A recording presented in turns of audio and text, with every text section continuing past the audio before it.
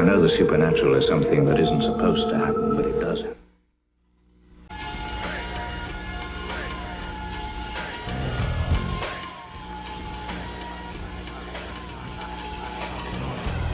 AM 1420, WBSM presents Spooky South Coast with your hosts, Tim Weisberg and Matt Costa. Time to understand the horror.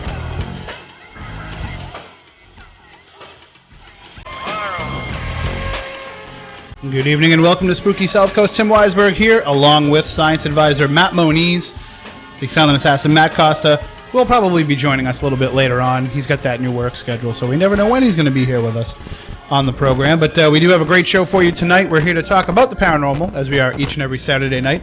And tonight we're going to delve into one of my favorite topics of all time on this show, and just in general, the Amityville case. We're going to focus mostly on the DeFeo Murders, with filmmaker Ryan Katzenbach. He is the director, the researcher, the writer. He basically did everything for this new film, Shattered Hopes, the true story of the Amityville Murders. And this is part one, From Horror to Homicide. So we'll have Moniz throw it up on Spooky TV. There you go.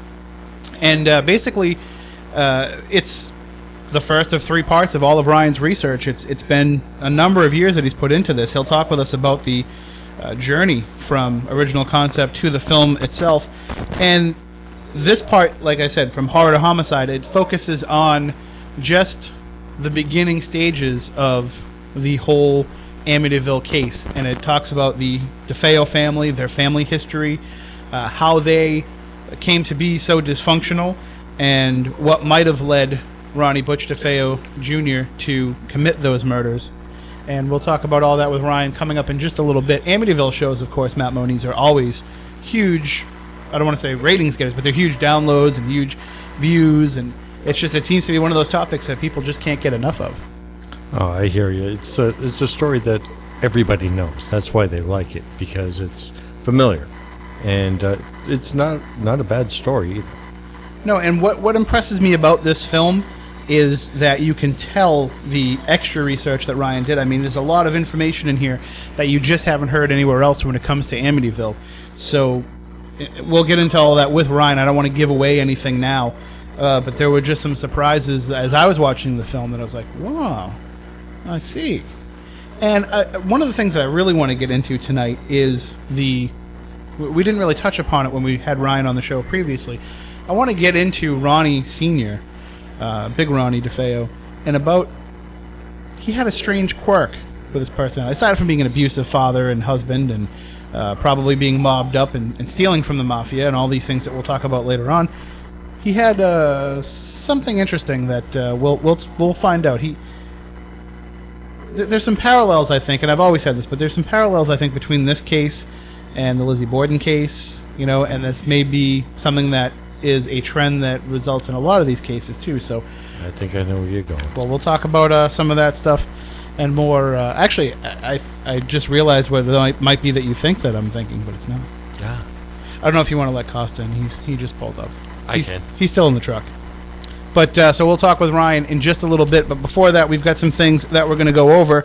Now, one of the things that we talked about last week is the fact that we're in the middle of a upgrade to SpookySouthCoast.com, trying to make it a little bit more user-friendly and trying to make it a little bit more easy to navigate, because what happens is we just keep adding stuff. And so with the new version of SpookySouthCoast.com, it's easier to get to the archives. The video archives are now all hosted through YouTube, so instead of having to go to Ustream and find the individual shows, they're all laid out there by date in YouTube, so it's a lot easier. If you've ever missed any of the shows and you want to watch what goes on Spooky TV here in the Spooky Studio, you can watch them on YouTube. And, of course, if you want to check it out live, you just have to go to SpookySouthCoast.com, go to the Live Show tab at the top of the page, and select the Spooky TV from the drop-down menu, and you'll be able to see what's going on in the studio and chat and interact as it's going on. So it's going to be, as we keep building it, it's going to be more and more content on there. Right now it's pretty bare bones, but you can navigate around it pretty easily. We do have the t-shirts up for sale, which we sold the t-shirt. Matt Costa, can you believe that? After all these years, we finally sold a t-shirt. And it wasn't a Cafe Press t-shirt. Yeah, hold on. There you go. Hello? Hey. One more time in the You don't get in the headphones? Yeah, it helps if you. Yeah, you gotta plug just those one in. that's plugged in. I know, it's kind of funny. I kick him out of his regular seat, and he doesn't even know how to plug in headphones anymore. So don't worry, you'll be coming back over here in a few minutes. But so Okay. we're gonna talk about Amityville tonight with Ryan Katzenbach is coming back. We'll get Matt Costa up to speed. Not that he wasn't listening in the truck on the way here, but also on the website too. You'll see the slider that goes at the top of the page. You'll see the advertisement for Legend Trips for our upcoming event, April 21st, Graveyard Shift at Slater Mill. If you want to grab your ticket then, when you're on the website, you can do so. And then also you'll see the slider for Tiffany's show, Spirit Connections with Tiffany Rice, Tuesdays on Spooky TV at 8 p.m. So you'll be able to just watch it on the same place where you can watch Spooky TV tonight. We're getting pretty technologically sound here. I updated all the archives now to iTunes and all the podcast feeds, and I'm working on building the new archive. We were talking about that today, Chris and I. So you don't have to worry, Matt. I won't be saying to you anymore like, "Hey, did you update that archive yet?" Because I'm gonna know how to do this one. Excellent. It's Excellent. pretty good. So it's coming along. So why don't we take a look at some of the news? And I don't have the Week in Weird music. That's the only thing I did not have. So I'll get that from you at a later date. But I do have some interesting stories here that I want to go over. This one we'll just go over real quick. This is from Mansfield, Ohio. The annual cleanup of the former Ohio prison where the Shawshank Redemption was filmed has drawn dozens of people, including some in search of paranormal activity. The News Journal in Mansfield reports nearly 85 people from Ohio and neighboring states met at the former Ohio State Reformatory over the weekend. They swept floors and picked up broken concrete and paint chips. Some were keeping an eye out for signs that would bolster the building's reputation as a haunted prison. Ghost hunt manager Scott Sukol said the group was able to clean most of the building because there was more help than anticipated. Volunteer Joe James says the benefit of helping out included the chance to see prison artifacts and help open new tour areas. But here's an idea, this is the paranormal community giving back to some degree. I mean, it's a matter of, it might be their only chance to get in there and look for ghosts, so they might as well do it because it's a chance to get in there. But also, we've talked about it a lot on the show, especially with we've done episodes on cemetery awareness. We've done things about obeying the laws and obeying historical regulations when doing investigations. So the fact that people are willing to get in there and get their hands dirty for the sake of maybe catching a glimpse of a ghost, or maybe, I'm sure like some of these guys were peeling paint off the walls with their tape recorders tucked into their hats and trying to see if they can pick up any EVPs or anything. Because, of course, if you're going to be in there and doing all that kind of stuff, Matt Moniz, what's going to happen? Well, you're going to, number one, you're going to make it so that you're not going to get anybody else back in if you're doing vandalism. Mm-hmm. But it's always a good idea to do the right thing. I mean, especially if you want to go back again. But also, wouldn't just the act of being there, cleaning up, scraping the paint, making some of these renovations to the place, wouldn't that help stir up some of the activity too? It could, yeah, it could. Well, you're talking about going in there, legitimately removing paint and helping out. Oh yeah, that's what I mean. Like that's what this was, as part of the cleanup. I mean, maybe this is something that could catch fire and happen in other places too. I'm sure there's a number of reportedly haunted sites that could use an extra helping hand. Imagine what they could do to the not to let anybody in there, but imagine what they could do to the New Bedford Armory if they were able to get a team of people together to clean up, and in the hopes that, hey, maybe we'll catch something while we're in there. So last week we talked about the woolly mammoth, and yeah, you mean the bear? The bear with the fish in his mouth. This may come as a shock and as a surprise, but it's actually been debunked. No. That footage. Basically, what happened was it was actually uploaded to YouTube. The video clip of the background of the river was actually uploaded to YouTube by a documentary filmmaker who's making a continuing YouTube series about a path that his uncle made, or his grandfather made, on a trip that he made during his life. So he just had this shot up there of the rolling river with his narration over it and everything, and somebody basically CGI'd this thing into that footage. So, and of course, the gentleman involved, Michael Cohen, who we mentioned both with this story last week and with the Princess Di, ghostly image video, he's actually involved in this, and he's the one that had this video sent to him, which he then passed that on to a company, and then that company is the one that put it out there, to the world, and now they're trying to say, oh, we got hoax too. We're just, we're just innocent parties in this. We didn't know that it was a hoax. Sure. Don't I recall mentioning something about? There was impropriety with the people that brought it forward in the first place. Yeah, well, this Michael Cohen, he's actually been accused of hoaxes before, including a dead alien found in Russia, and aliens captured in Australia. So there's been numerous things that he's been involved with in the past that have been debunked. So but it's fun. It's fun to consider the possibility that a woolly mammoth could still exist. If anything, it gives you a good reason to go on Cryptomundo for the day and kind of just see what people have to say and what they post. That's always a good reason. I know Matt Costa goes on Cryptomundo every day. Every other day. Every other? Yeah, but the difference is he's using it as a dating profile. Nice. He gotcha. Zing. All right, this comes from the Daily Times. This was actually sent to me by our content director, Chris Balzano. Ghost of Belle vanishes after portrait put back. As ghosts go, she was a rather cultured specimen. The pale Edwardian figure made frequent visits to the mansion home of Alan Smith, always accompanied by the music of Chopin, according to the startled souls who bore witness. Her interest in the house was a mystery until the discovery of a long-lost painting that appeared to feature the very same person sitting at a piano. When the portrait was returned to Heel House's drawing room, the sighting stopped. Mr. Smith was so fascinated he decided to investigate the history of the painting and uncover the sad story of the uninvited guest. He identified the woman as a Mrs. Bell, one of the 15-bedroom mansion's previous occupants, who had been bankrupted and forced to sell all of her possessions, including her beloved portrait, shortly before her death in the early 1900s. So there we go. That would have been a good story to put in Haunted Objects, Stories of Ghosts on Your Shelf, had it broken before we passed in the manuscript. But I mean, this is something, Moniz, that I'm sure you've had dealings with in some of your cases over the years, where sometimes there is a spirit attached to an object. Yes. And by putting that object, by putting right where it should be, then you put right with the spirit. Like in some cases out of the house. Yeah, that might be the case. That might be the best way to go in some regards. But well, that's usually one of the first questions I ask after, dealing with other basic information. Yeah, but when somebody's coming at you and saying, I'm having this issue. Yeah, have you bought anything new recently to the house that's, and where did you get it and stuff like that? Or have you taken anything from the house recently? Yeah. So I think that, in this case, we obviously have a spirit that was attached to this painting or had a reason to want this painting to come back. Sometimes they're not as nice and gentle as this spirit apparently was. Sometimes they actually get quite forceful about what they want to have come in or leave the dwelling. And if you ever watch, of course, many people out there know what I'm talking about by watching Haunted Collector with John Zaffis, or they've seen some of these other specials about haunted objects.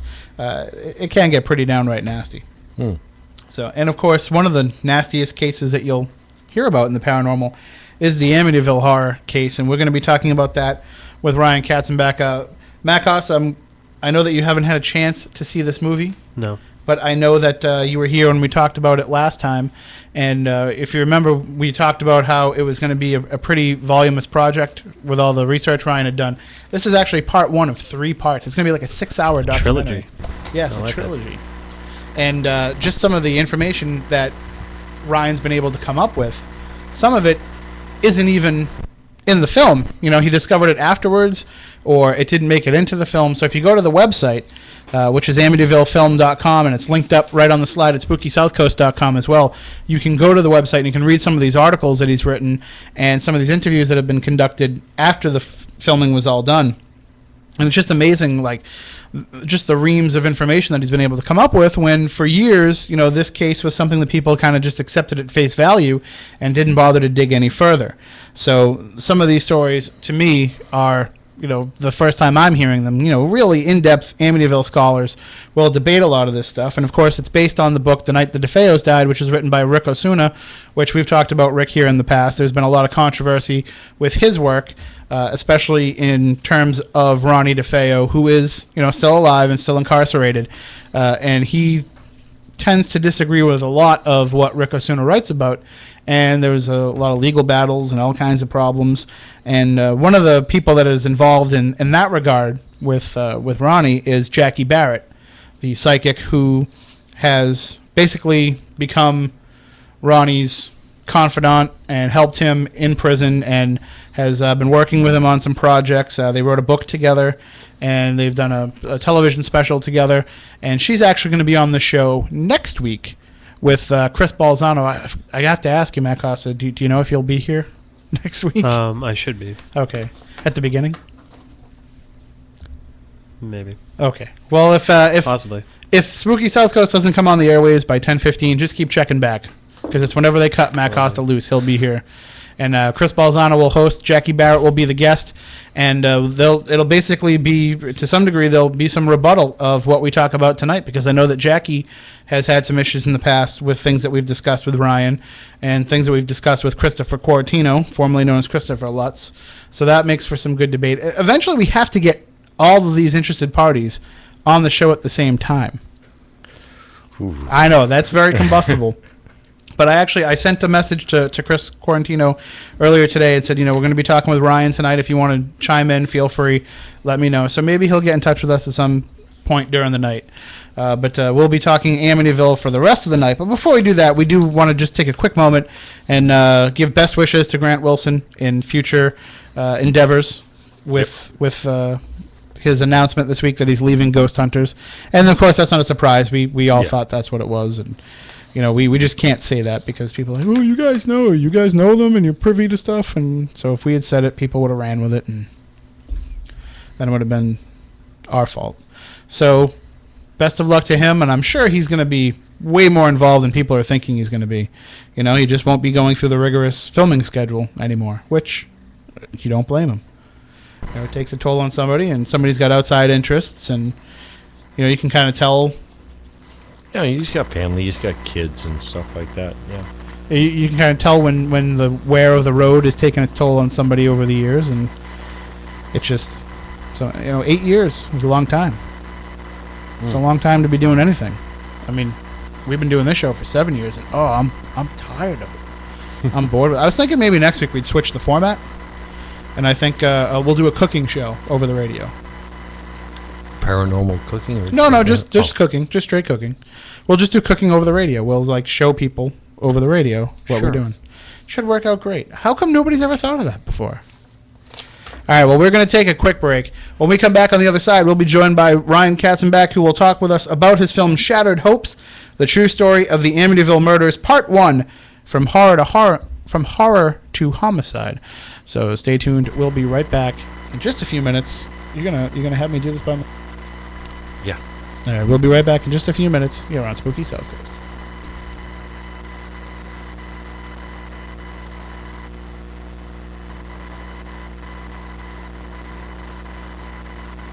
The Boston Bruins are going strong, and you can hear all the action from the Stanley Cup champions right here on AM 1420 WBSM. Whether the Bees are on the ice at TD Garden or on the road, you won't miss a play. Bruins Hockey, presented by Pilgrim Bank, Ralph's Auto Center, Sunrise Bakery and Coffee Shops, Advanced Financial Planners, and by the Worley Beds Factory Outlet. Your home for the Boston Bruins is right here on AM 1420 WBSM.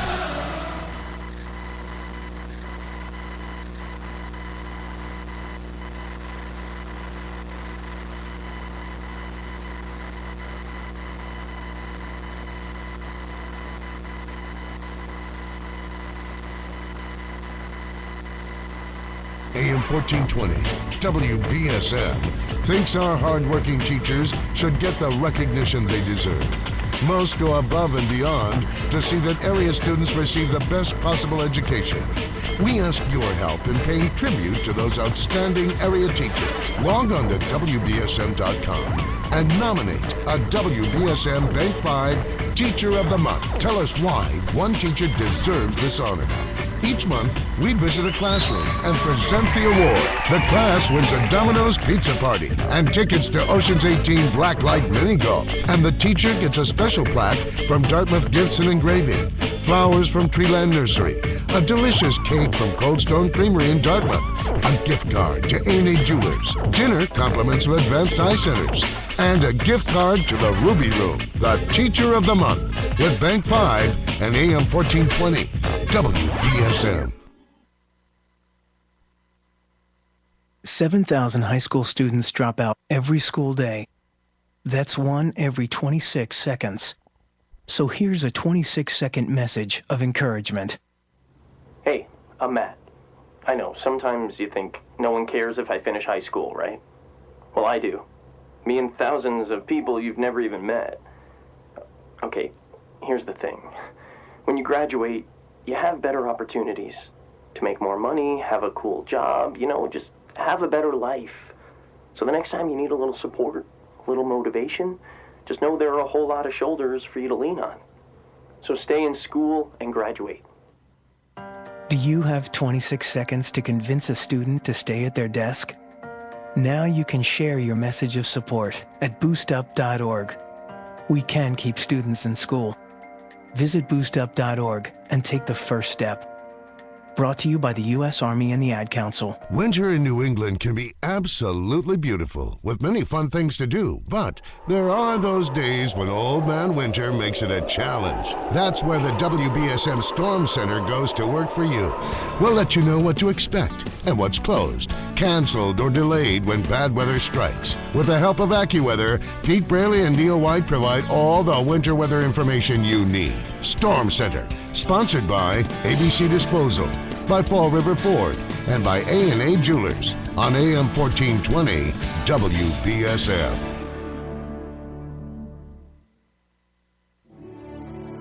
Captain Eric Lawrence was training Afghan soldiers when his truck was hit by an IED. I sat home alone for months. I didn't want that anymore. I wanted to go back to work. PVA helped me write my resume, got me a job interview. I got the job. Paralyzed Veterans of America, changing lives, building futures. To learn more, visit pva.org. A public service message from Paralyzed Veterans of America.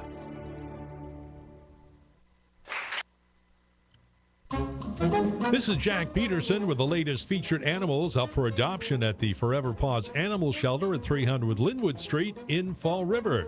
Bailey and Pepper are two adorable dogs up for adoption. Bailey's an adorable 2-year-old black lab mix who's sweet, friendly, and playful. She loves to go for walks and gets along well with other animals. Pepper's a handsome black and white male bull terrier who is under a year old too. He's extremely friendly, lovable, energetic, and eager to learn. Bailey and Pepper have a few things in common. Their previous world ended on the same day last month when they were brought to Forever Paws to start a new life. Bailey and Pepper will be wonderful companions and treasure your love and loyalty. Visit them soon. They don't plan on being a resident at the shelter in their kennel for long. For more information, call the shelter at 508-677-9154 or view them on the website, foreverpaws.com. This is the story of Daniel, who was born 2 months early. His lungs weren't ready. His heart wasn't ready. His parents could only hope that one day he would leave the hospital healthy, and they would all live happily ever after. Daniel's is just one of the more than 500,000 stories of babies born prematurely last year. You can help the March of Dimes stop premature birth and bring more babies home healthy. Learn how at marchofdimes.com. Working together for stronger, healthier babies.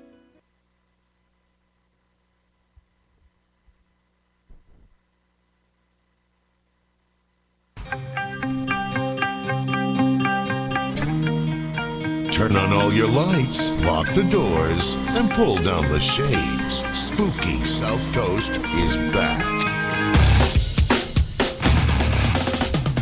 All right, welcome back to Spooky Southcoast. Tim Weisberg here, along with the silent assassin Matt Costa, back where he belongs in his chair behind the board. And science advisor Matt Moniz is driving the Spooky TV video tonight. He's directing, and he's running the chat room. It's something new that we've been doing the last couple weeks, and it seems to be working out pretty well. Yep. And just remember, if any questions pop up in the chat room, just shout them out. Don't be afraid. Well, it all involves beer. Well, yeah, maybe we should save all that stuff for tonight. Yeah. But that's the way to go. If you want to come in and interact with us during the show, Spooky TV on SpookySouthcoast.com. Just go to the live show header and then go to the drop-down box and select the Spooky TV with live chat option, and that will allow you to chat in the chat room and interact with us during the course of the show. And I just know, this is going to be one of those shows where the chat room will get popping. The phone lines will be buzzing. People will have questions. If you want to get involved with the discussion during the course of the night and you want to call in, the numbers are 508-996-0500, 1-877-996-1420. And you can also email us, spookycrew@spookysouthcoast.com as well. Those are the ways to get involved, because this is just going to be another exciting discussion with our guest, Ryan Katzenbach. He's a filmmaker, and his film is entitled Shattered Hopes, the true story of the Amityville Murders, and we're going to be talking tonight about part 1, From Horror to Homicide, which is the first disc of 3, and he is joining us on the line. Good evening, Ryan. How you doing? I am good, Jim. Thanks for having us on tonight. Oh, we're always happy to have you come back. Thanks for joining us. I have to say, I watched the film yesterday, and you were promising that it was going to blow people away, and you certainly delivered. Well, thanks. Thank you. I'm glad that you enjoyed it. Now, this is, of course, as we mentioned, the first of 3. When you were putting the film together, it seemed obvious at some point to you that there was just going to be more information than you could fit into a regular 2-hour documentary. Yeah, exactly. What started to happen in the process was one of my friends, who's a veteran filmmaker, a producer by the name of Bernie Safransky. He had a career that spent about 30 years or so in TV movies of the week, and he made a lot of stuff for the various networks. And we were in a discussion. This was right from the onset of the project, and he told me, he said, you're worried about the amount of content that you have. He said, they just did a 2-part, 2-hour per part documentary on HBO on Hurricane Katrina, which I believe was the Spike Lee production. And he said, he goes, I feel like given the content that you've got, you shouldn't be afraid and you shouldn't limit yourself with time, and don't worry about how long it's going to be. If it's good stuff, if it's interesting material, people will follow along and people will be interested. And so we kind of set out from the beginning with the idea that it would be 2-2-hour installments. And then it just kept expanding from there, and it just kept getting bigger. And, one more person would come out of the woodwork that had something really intriguing to say about the case. And then there would be someone else. And we would try to plan these trips to New York so that we could fly back and do 2 or 3 interviews at one time. And after a number of trips and after a number of trips to collect documents and to meet with these people, it was just becoming, it was almost like, what do you do with all of this content? You can't leave this stuff out. This stuff is extremely relevant to the case. And so we just decided to get brave, and we said, I don't know if anybody's ever done a 6-hour documentary in 3 different installments like this, but we're gonna do it, And I think what ended up happening was each segment of the film has almost in a weird way become its own freestanding film that you could almost view separately and get the story out of. Obviously, when they're all viewed together, that's when you get the whole story complete.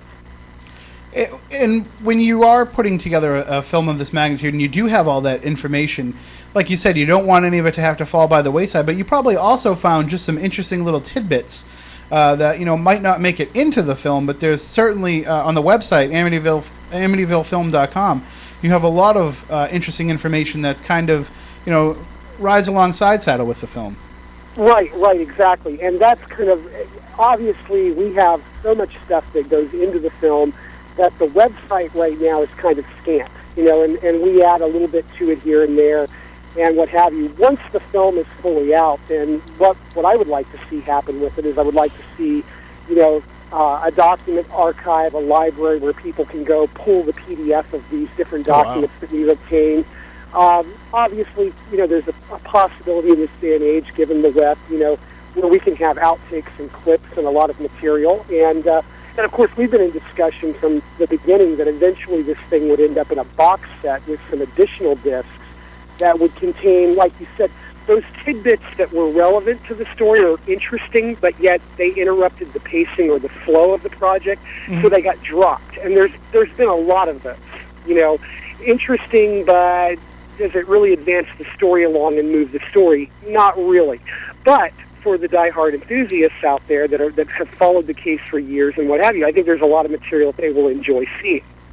Well, one of the things that is one of the extras here on the first disc is you have the history of 112 Ocean Avenue. And before we even launch into discussing the DeFeo family and just what went on when they lived in that house had kind of an interesting beginning. It did. It really did. You're talking about the original house that was on the site, and there's been a lot of speculation as to, why that was moved. And one of the things I will note too is that there's a lot of info on Amityville that's available on the web, and you can find that in a lot of different sources. So one of the things we were trying to figure out with that segment on the history of 112 was kind of where does it fit, and we had it sandwiched at one point in a spot where it was a nice diversion, but you were fully entrenched in the DeFeo story at this point, and it seemed like all of a sudden we stopped telling that story and we jump over here to tell the story about the house. Mm-hmm. And then you come back to the DeFeos, and it just, every time I watched that rough cut, it was like, this part just annoys me. So we talked about moving it, where can we put it? And ultimately we decided that because there is so much info available out there, that if people really want to know about the history of 112 Ocean Avenue, especially if they're an enthusiast of the story, they already probably know that. And if they don't, they can easily find it, So, yes, the property did have a very interesting, history, but, there's been speculation that the house was moved because maybe the Moynahans thought that there was some kind of problem with the house, so they moved it. As you saw in that bonus feature segment, it was really more than anything about the fact that their 4 kids were getting bigger. They were in their teenage years, I believe, when around the time that they began to think about building the new house. They were obviously avid boat enthusiasts, as you saw in the outtake, and I think that simply they didn't want to give up the property. Yeah, that's a good spot. You don't want to give up a spot like that. Yeah, exactly. And thus, you had a house that really didn't sit on the property very well, that they made work, by simply turning it sideways. And I think that really, at the end of the day, I think their interest in boating and the fact that they had a yacht named after their daughter, Eileen, that was really what compelled them to stay there. And I think the other thing that's really clear is that they were very proud of this house. This was a home that they entertained in. If you go through the New York Times, through some of the various, social columns, you see that the Moynahans entertained, and they were obviously very well-to-do people, And we know that John Moynihan died in the house, and don't quote me on this, but I think it was 1930 or 1931. I can't remember the exact year. It's not in front of me at this moment. And Catherine, his wife, continued to live in the house until her death in 1960. So this house was literally in the family for like 32, 33 years. And obviously, if there was some kind of problem going on with the house, I don't think you would keep it that long. I think you would probably say, whoa, we're out of here, especially if any of the things that were happening to them that the Lutzes later described during their 28-day tenure.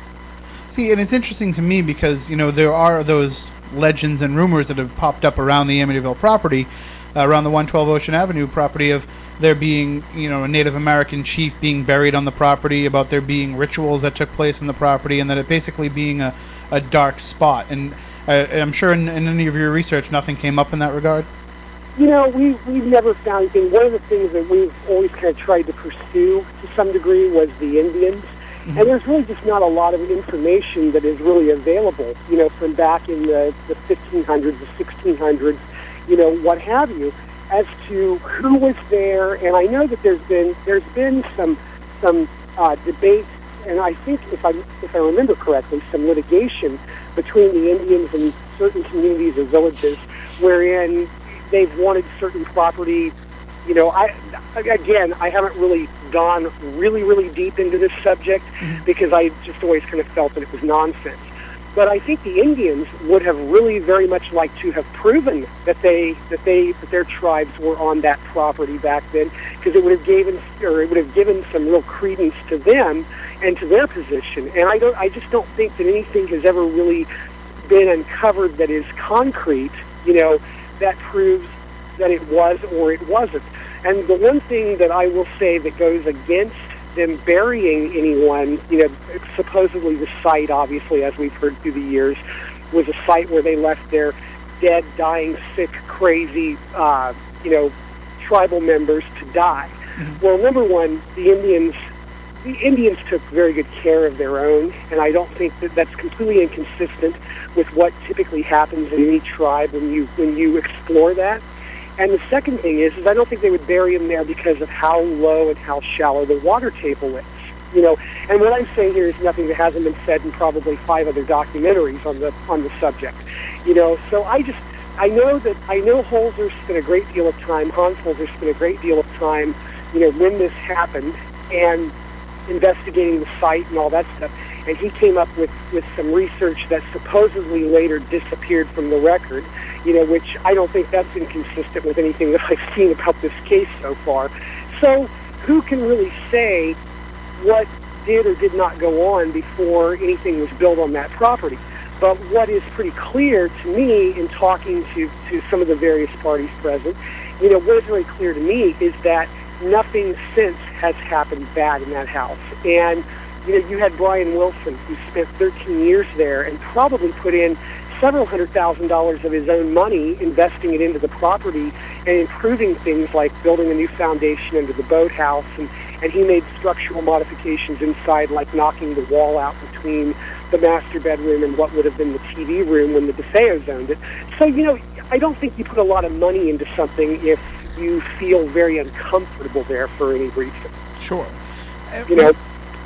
And going through the history of the house is one thing, but also something that your film does.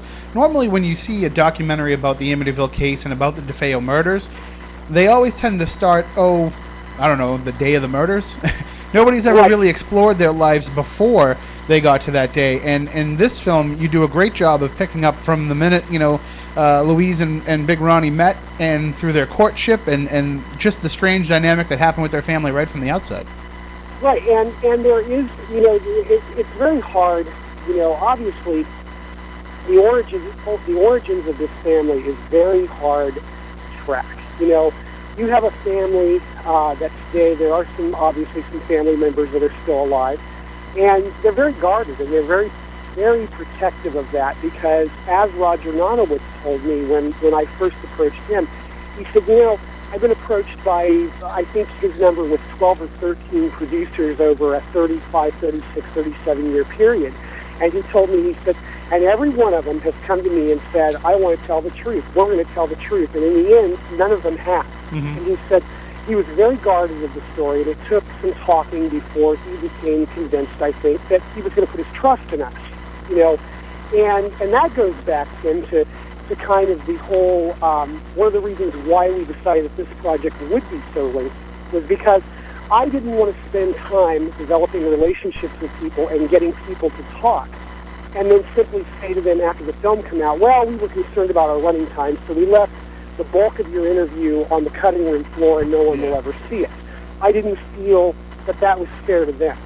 And it's not fair to the story either, because you don't want to, as I'm sure many other producers and directors and editors have done, you don't want to cut out the part where they're talking about, what a good dad Ronnie was to the football team, and the things that he did for the football players and being part of the organization and helping them do all the fundraising events. You don't want to cut all that out and just portray the monstrous side of him, which is what all these other documentaries have done in the past. Exactly, because you know what, Big Ronnie DeFeo did have his good side, and whether he had an ulterior motive or an alter ego, so to speak, whatever the case, there are people who had a lot of good things to say about him, that he did do those things with the football team, that he did host a lot of parties at their house, in the summer, the various pool parties for members of the football team. He did portray himself to be a very upstanding, very generous man. And that's, you get a lot of controversy as a result of that, because there are people that say, well, that was Big Ronnie DeFeo, and he was never abusive to his family. And then you have people who argue that he was abusive to the family. And we feel, obviously, in our position, that there is enough on the record that shows that I think the most interesting part that we discovered about the DeFeos was what a closed system they were. Mm-hmm. They really did project one image to one set of friends and another image to yet another set of friends. And then you had Butch's friends, some of his friends, who saw some of the insanity that went on in the house. So I guess it kind of depended upon the circle of friends that you were in was based on what you got to see. So it's very hard to say what did or did not happen in the DeFeo house, because everybody had a different perspective on you know.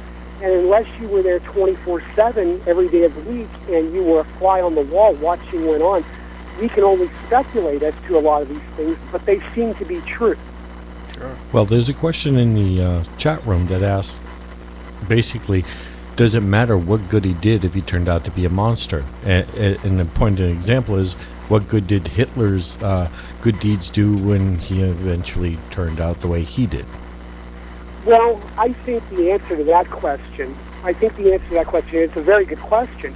The answer to that question is you have to understand the person, and you have to understand the psychology of why that person was the way they were.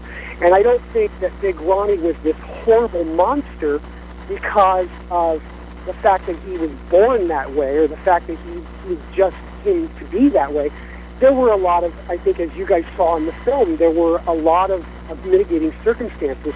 Here was a man who, as pointed out, in an Italian family, and any Italian will tell you this, it is very important for the man to be the dominating figure, you know, in his family, the patriarch.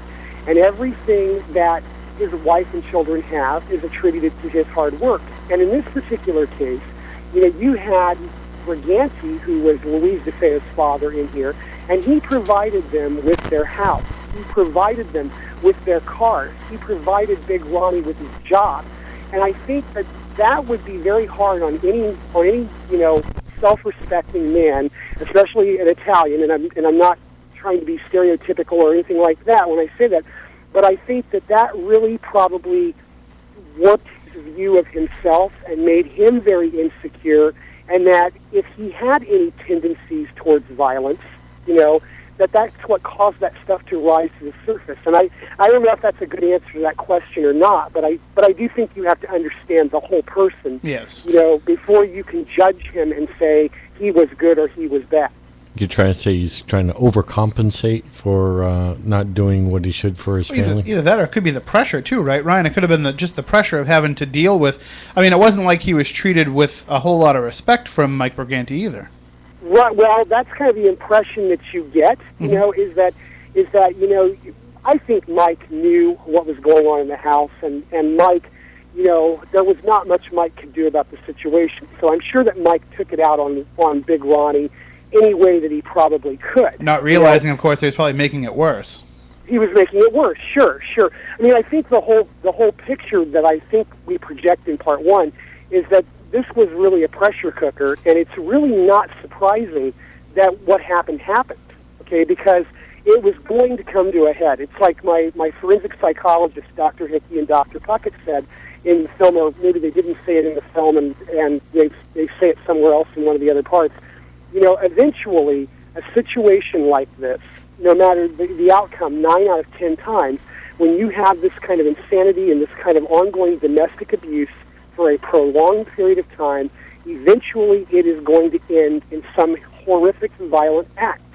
You know, and I remember that Dr. Hickey had given me one example after another of these kind of abuse cases where it ended in murder. You know, so they were not heading in a good direction for a very long time. We are coming up, we have about 3 minutes left before the end of this first hour. And in the second hour, I want to talk some more about Big Ronnie as a person. I want to talk some more about some of the strange quirks in his personality, you know, in addition to the abusive side that's portrayed in the film. You also portray a quirky side that I want to explore a little bit more. And we'll also talk about more about the family dynamic, and we'll talk about how that, of course, might have led to these murders. And there's just so much information. One of the things that I don't think we touched upon much at all in your last visit, of course, is this character of Geraldine. So we're going to talk about that coming up in the second hour as well. Awesome, you got it. All right, so stay tuned, folks. We're going to take a break for the news in just a couple minutes. But when we come back, we will talk more about Amityville. If you have questions and you want to get involved in the discussion, feel free at any time to give us a call, 508-996-0500, 1-877-996-1420. Those numbers are also up on SpookySouthcoast.com as well if you need to get them during the show. You can also jump in the chat room under Spooky TV on the website as well, or you could email us, spookycrew@SpookySouthcoast.com. And another great way to get a hold of us, of course, is on Twitter, @SpookySC. So if you have a question and you want to tweet it, just mention us in the post, @SpookySC, and we will ask the question on the air, because I'm sure that there's a number of questions that people have out there, because we, like I said earlier on in the show, we're given this projected version of what the DeFeo household was like, and we're given that basically anything about Amityville that's on television that you've seen, it was spoon-fed to us. Yeah, and you get about 8 minutes of DeFeo's, and then 42 minutes of the Lutzes. So that's where that you're not exploring the whole story if you're just worrying about the time that the Lutzes spent in there, because the true story does lie in what happened with the DeFeo. So if you want to check out the website for the film during the break, just go to amityvillefilm.com. That's the place where you can check it out. And here it is on Spooky TV if you want to check out Shattered Hopes, the true story of the Amityville Murders. Ryan, I know that you're starting to ship the disc out for review purposes and everything, but is it up for sale? Are the sale copies going out? Yes.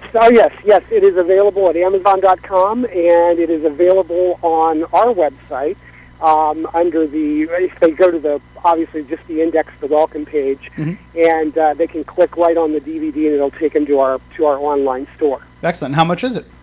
It is $17.99. Can't go wrong with that. And it is, as I said, available at Amazon. I did see where a day or so ago Amazon ran out of stock on them, and there are more orders, there are more copies en route to them in the pipeline right now. So you can order with confidence that you will get it from Amazon, but I think they're probably going to be a few days before it's back in stock again. Hey, it's a good thing when the demand is so great that you can't keep it in stock. It's been really, really good. It's been very well received so far, and we're very pleased with what's going on and what's happening, and we're looking forward to getting part 2 out. Excellent. All right, well, we'll be back in just a few minutes. We'll talk more about the DeFeos. We'll talk a bit about the Lutzes. We'll talk more about Amityville with our guest tonight, Ryan Katzenbach. Again, the film is Shattered Hopes, the true story of the Amityville Murders. You can check out the website, amityvillefilm.com. It's also linked up on SpookySouthcoast.com as well. If you just click the slide for tonight's show, you'll be taken right to the website for the film where you can purchase it and find out more. So we'll be right back following the news with more here on Spooky South Coast. First with local news, talk, and sports. This is WBSM New Bedford, AM 1420. WBSM, a Cumulus station. The plight of the poor in the U.S. is greatly exaggerated, says Republican presidential candidate Rick Santorum, speaking little more than an hour ago at Akron, Ohio. The poorest person in America today is rich from the standpoint of creature comforts than even the wealthiest 50 years ago. This is the dynamism of our country.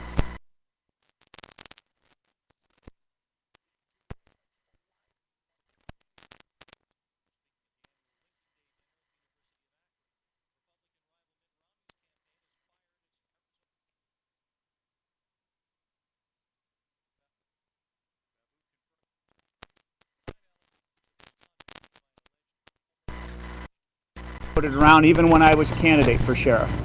Up until this date, throughout my political activity, by my political opponents. Babu's made a name for himself for aggressively speaking out against illegal immigration.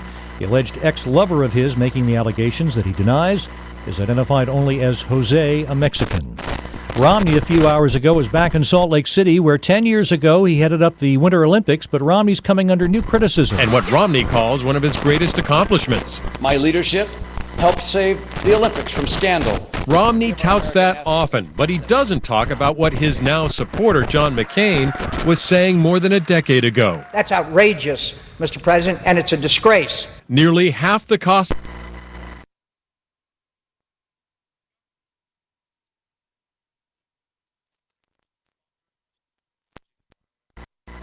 At her childhood church today in Newark.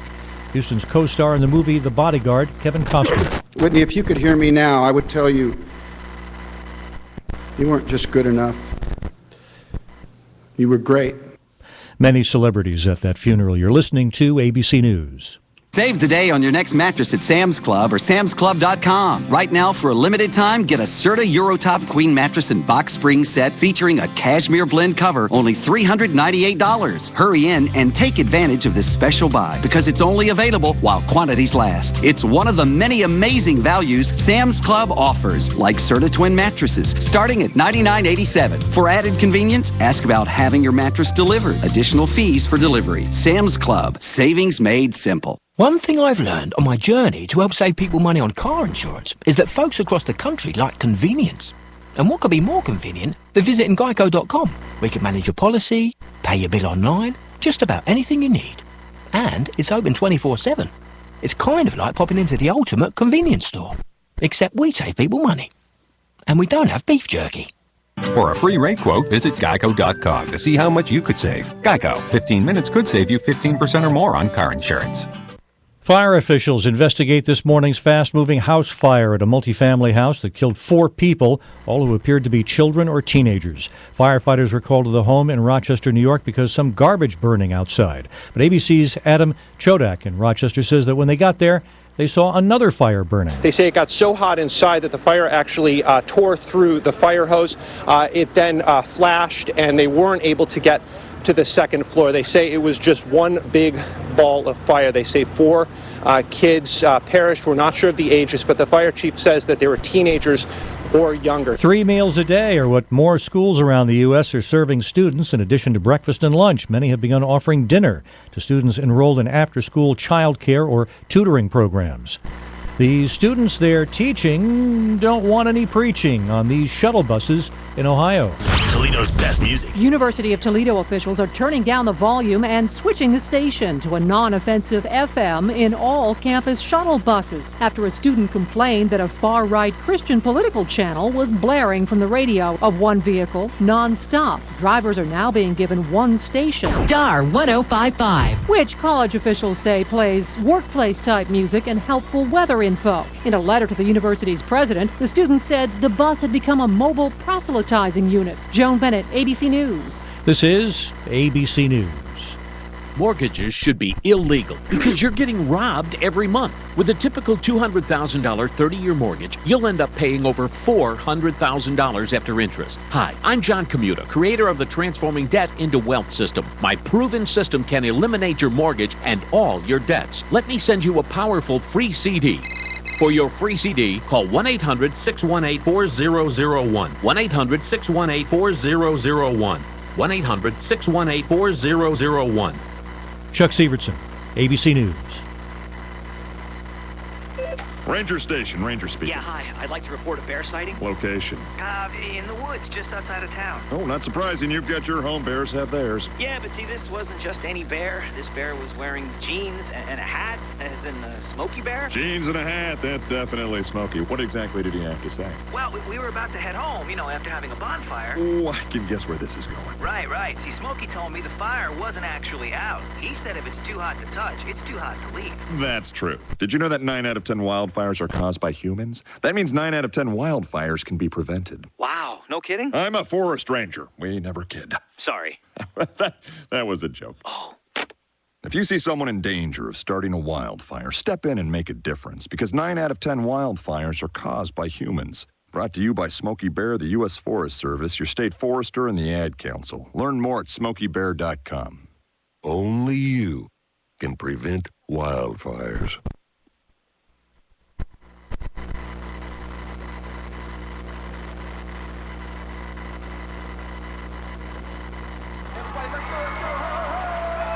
Welcome everyone to West High School Spring Fling. Alright, I've gone through all the tracks, just move through the beats. Do your thing. Alright everyone, let's hear it for West High's own Brooke Turner, aka DJ Hook. Scratching at my first school dance takes confidence. So getting into college, I've got what it takes. Okay, I went through the practice sessions, I slept good, I feel good. We will now begin the test. Please take out your pencils. I got this. We're all good at something. Maybe it's breakdancing or skateboarding or video games. Whatever you're good at, you had the skills to make it happen. And those same skills will help us get to college. Visit knowhowtogo.org to learn what you should be doing right now to prepare for college. Start taking the steps at knowhowtogo.org. I've got what it takes. So do you. Brought to you by the American Council on Education, Lumina Foundation, and the Ad Council.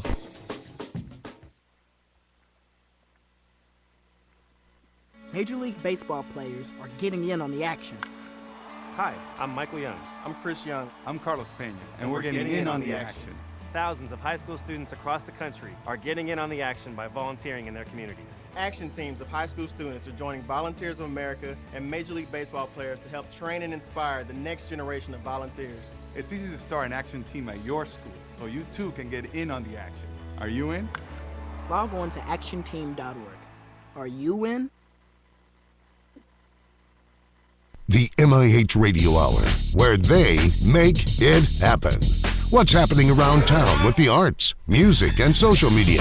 MIH Radio with hosts Jeremiah and Franchise. On the second and fourth Wednesdays of the month, the MIH Radio Hour is brought to you by Advanced Eye Centers.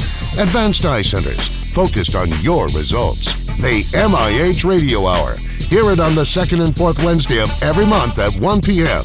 It's on AM 1420, WBSM.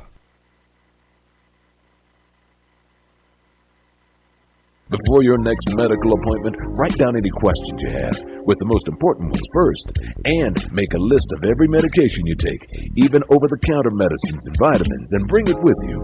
Make sure you ask your questions and really understand what the doctor or nurse is telling you before you leave, and be sure to ask if you don't understand something. Visit ahrq.gov/questions and check out the tips and tools section for a free guide with more information.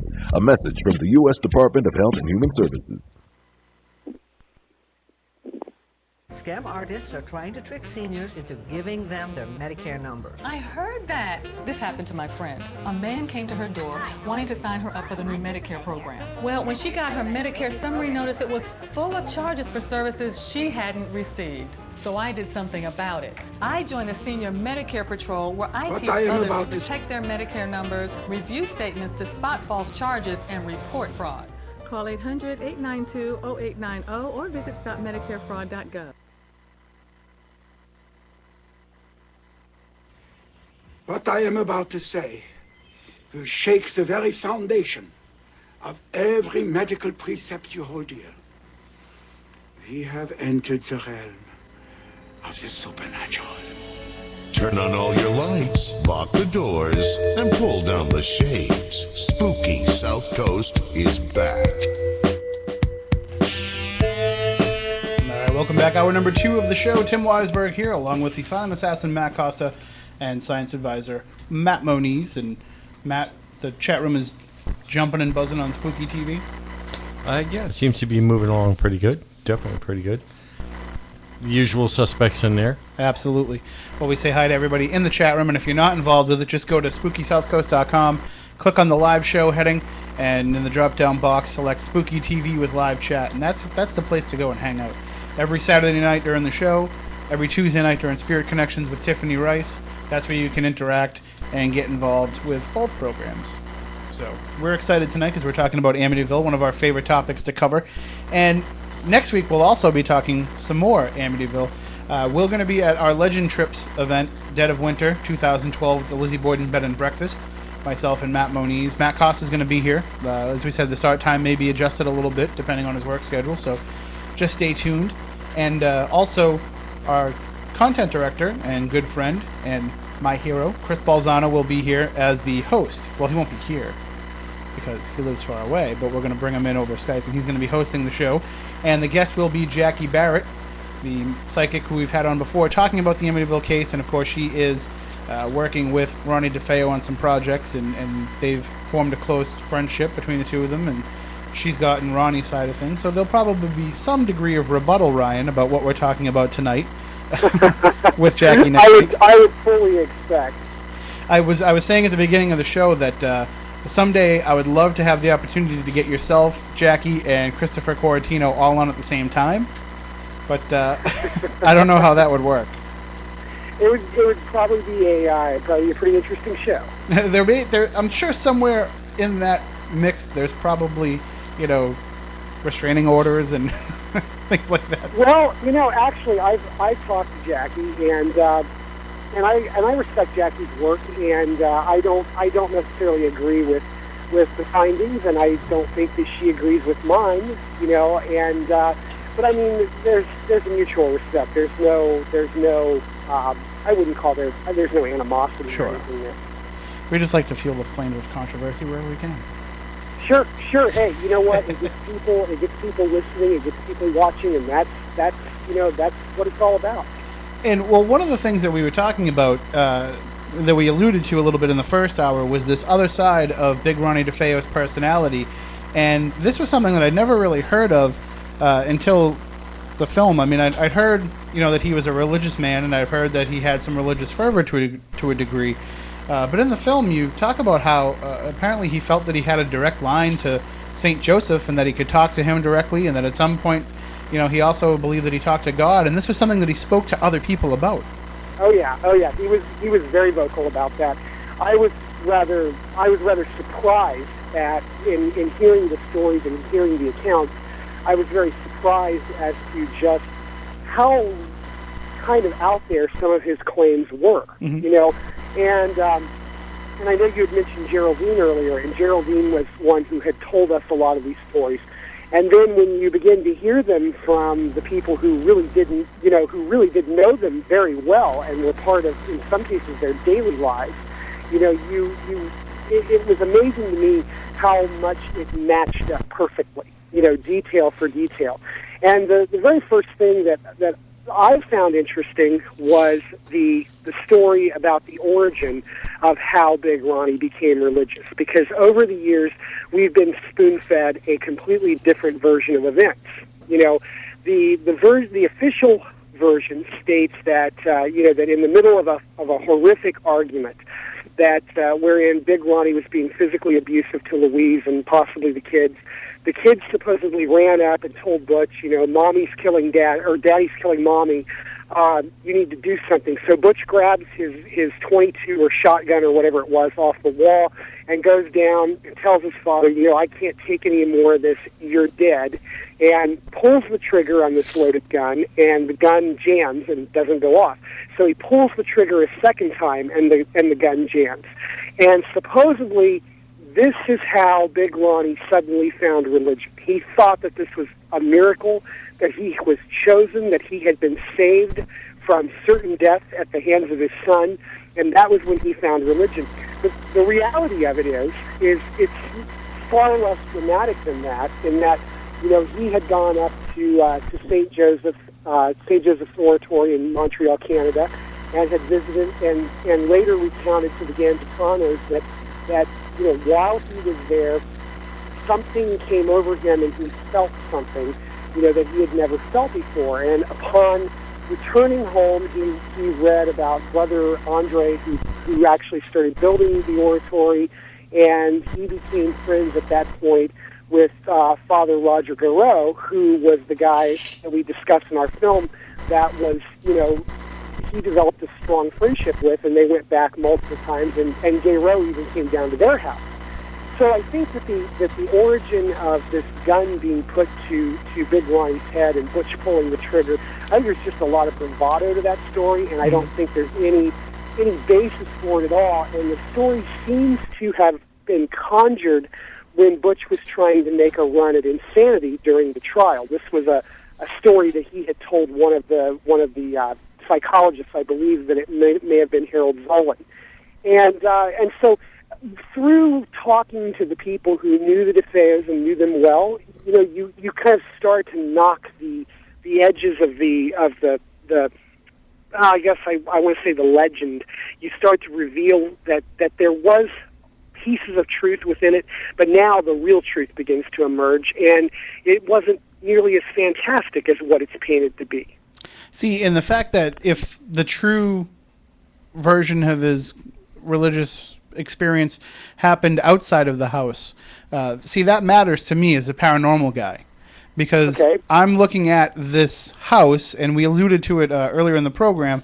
I'm looking at this location as being similar to what we deal with here in the Lizzie Borden Bed and Breakfast in Fall River, Massachusetts, where I think that there's something negative over that land that's there that predated the Bordens, and I always wondered if there was something that... Well, the history proves that there's something going on at the Bordens, because look what happened with Ledrick Borden's wife, which was Andrew's aunt. She she drowned her 3 children and slit her own throat there on the two of the 3. Well, she tried to kill all 3. Yeah. And the fact that there was that dark history there, and that even the Native Americans didn't want anything to do with that area before that, I wonder if that's the kind of thing with the Amityville house too.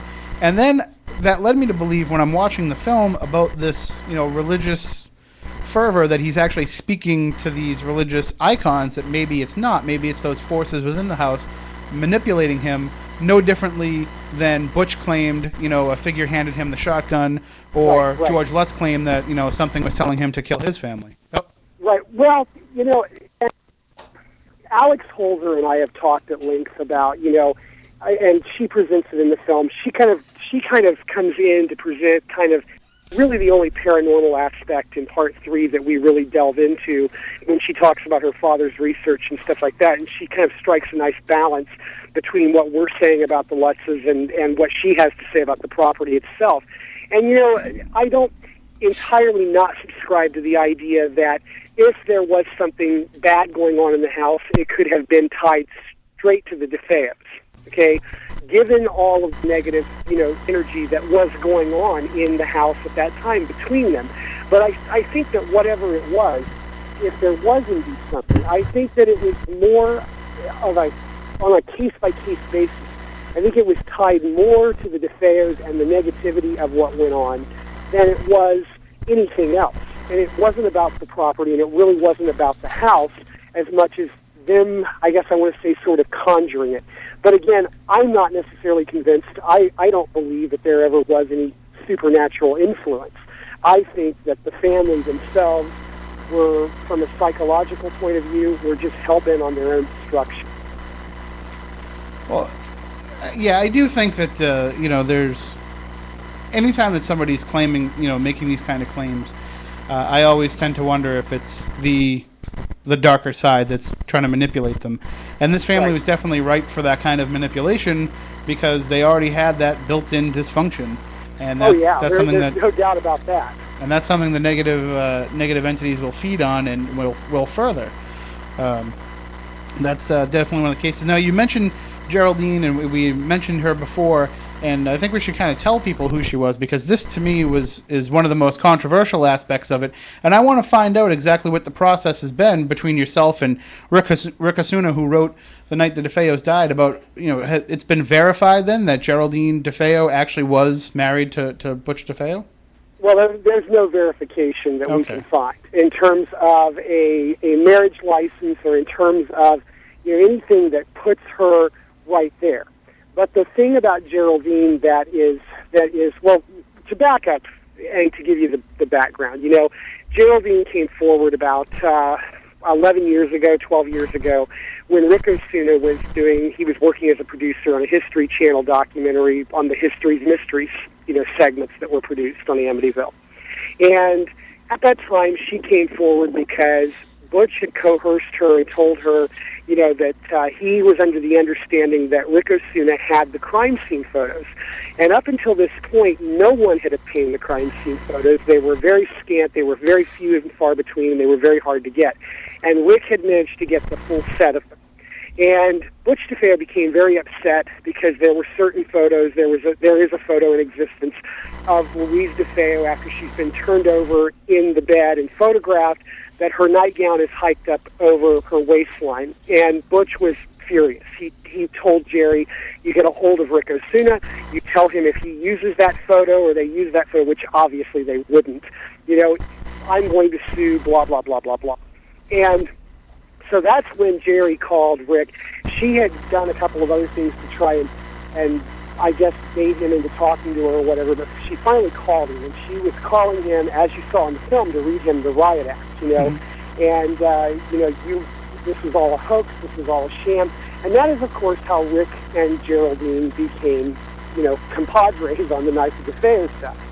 And in listening to her testimony and her claims about having a relationship or being married to DeFeo before the murders, and her claims that they had a child together, it's easy to dismiss it by saying, well, she wasn't there. There's no proof of that. The mob later erased it in connection with the murders, which is something that we really dive into in part 2 of the film, and something that also carries on into part 3 of the film. So there's a lot more info to come. But I think what is so compelling is you have to understand that Jerry, everyone claims now that Jerry met him in prison post-1985. Well, there are court documents, there are things in existence that prove that that's not the case at all, and we're going to discuss those in part 3 of the film in extensive detail. But the thing that got me was Jerry's interview that you saw in the film was shot in March of 2006. Okay, it was one of the first interviews we shot after we began filming, Shattered Hopes. And you have other interviews, like, for instance, with the Gangitanos that came along in 2008. And then you have Roger Nonowitz that was shot in the fall of 2010.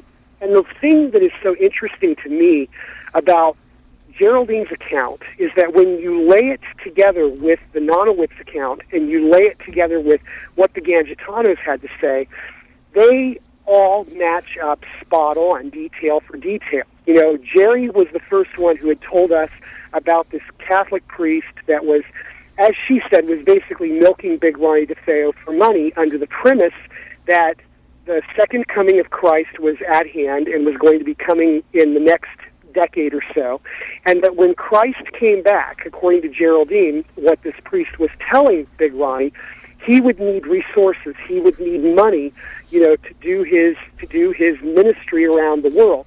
And so supposedly, according to Jerry, one of the things that Big Ronnie was, one of the pretenses that he was giving all this money to Father Gay Rowe for was for this event. And then Gay Rowe was stashing it, hiding it, whatever, and saving it up for Jesus' second return.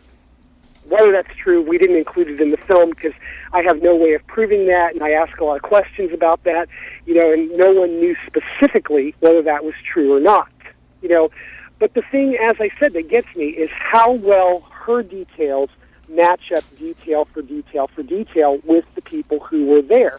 And of course, there are those who will say, they will stand up and scream, and they will say, well, DeFeo told her all that stuff. He coerced her. I don't believe, after spending a decade with this woman, that this woman could absorb that much detail and that much information based on some letters and some visitations, especially when given the fact that from 85 to into the 90s, into 2000, there was only a handful of visitations. So I don't dismiss Geraldine's story at all. I think that Jerry is telling the truth, that she had some form of a relationship with DeFeo, that she knew the family in some manner, and I also think that when you watch the film, I think she comes across with a real, she's very fluid in the film, and she doesn't stop for a moment to really think about anything like someone who would be making something up would be doing. Mm-hmm. Well, one of the things that impressed me about the film, excuse me, and in the reenactments that are portrayed in the film too, is that you're able to portray Ronnie Butch as being a different character than we've seen portrayed in the past. And I can tell you, I've absorbed so much stuff about this case. I watched, of course, the special that was on TV, Amityville: The Final Chapter, and saw Ronnie speaking in his own words. I've had messages passed on to me from him directly, and I've always kind of viewed him as like this bad guy, and I looked at him as like an idiot, slacker type, drug addict, because that's what we kind of get. We get the last few days of what happened in that house. And the Butch that you guys portray in the film, between yourself and the actor who played him, it just paints a completely different story, and it shows him as being just a really troubled young man and somebody who was stuck in a situation he didn't want to be in. Well, it almost goes back to the question that one of your chat room people posted, early in the show in the first hour. How can we find good sides, or why are the good sides of Big Ronnie important if he was such a monster in the end? And again, it goes back to that kind of psychology. Was Butch DeFeo born a killer, a mass murderer, whatever you want to say about him?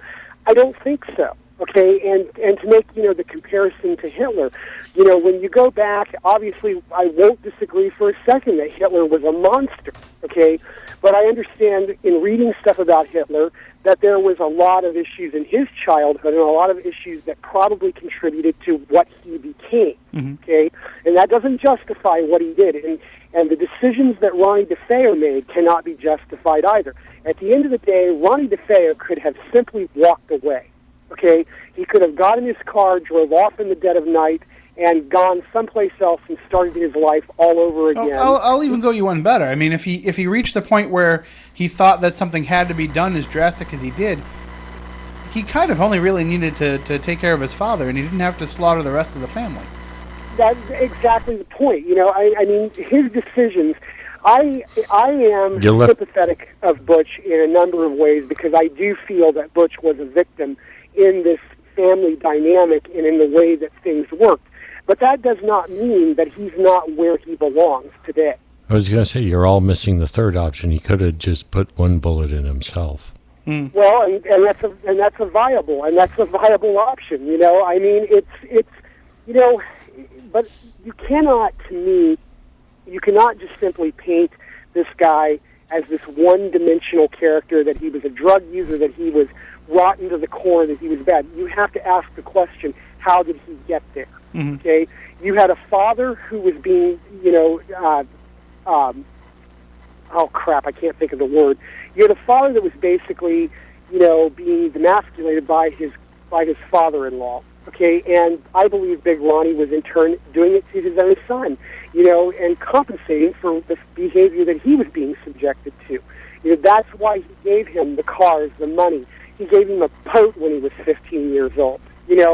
So there was obviously a lot going on here in the family dynamic that I think made Ronnie DeFeo Jr. who he ultimately became. And so that maybe this Geraldine person, represented to him some degree of that way to get out, because it's hard when you're in that kind of situation with a domineering father like that to be able to just up and go. But if you have a wife, and if you have an inherited family by marrying that wife, then he sort of think that your parental units will sort of stand back and let you go. Exactly. Like, you should go do the right thing, son, and live with your new wife and her children. Right, exactly. And that's, to me, that was a very interesting dynamic also that was present with Dawn DeFeo, okay? That she had the boyfriend in Florida, that she was very, she wanted out of the house. She wanted out of the arrangement. She was not happy with her father, and again, it's very hard to find out a great deal about Don and Butch as the older kids, or even any of the kids for that matter. One of the things that I learned throughout the process, to go back and comment on something we talked about earlier about them being such a closed system, was one of the things I wanted to know from the Gangitanos and from Roger Nonowitz and from everybody else that we talked to, is I wanted to know more about the older kids. What were their personalities like? And, apparently, Ronnie and Louise kept their friendships pretty specific to the adults. And I found that the Gangitanos, in a lot of cases, didn't know a lot about Butch. And one of the things that got me was that it kind of indicated to me that Butch DeFeo was not around a whole lot, was because she said that very seldom did they ever see him at the house when they were there. That very seldom, he would run into them, he would say hi or whatever, and he would run up to his room, and they wouldn't see him again. The same with Dawn. She didn't know very much about Dawn DeFeo and what she was like. So we really don't, we have a small image, a small picture of what the older kids were like and how they interacted with their parents, other than what we get from court transcripts and testimony from people that were there, that were at the trial. So it's very hard to put this together. I have a strange, maybe a kind of strange out there question to ask you, and that's, you have on the website, of course, you talk about when the murders happened, and you talk a little bit about the mafia connection between both the DeFeos, the Brigantes, and possibly with Geraldine's family as well.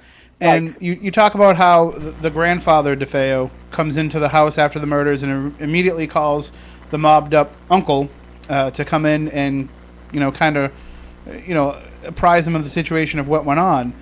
Right. I'm wondering, is it entirely possible that, would Peter DeFeo and Ronnie's father and would Mike Brigante have all the same information about the dynamic of the family that the neighbors would have had?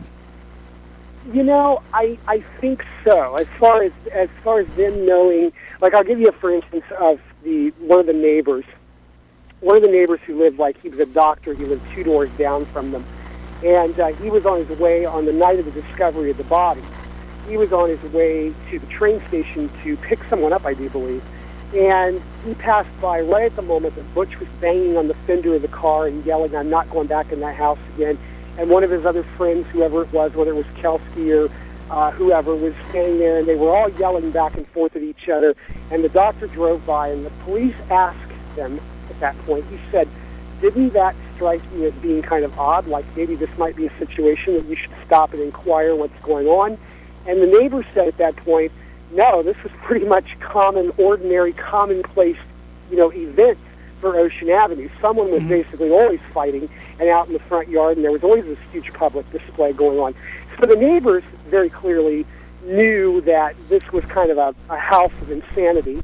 And I get the feeling, Mike Brigante was wiretapped extensively, and there are numerous pages of those wiretap conversations.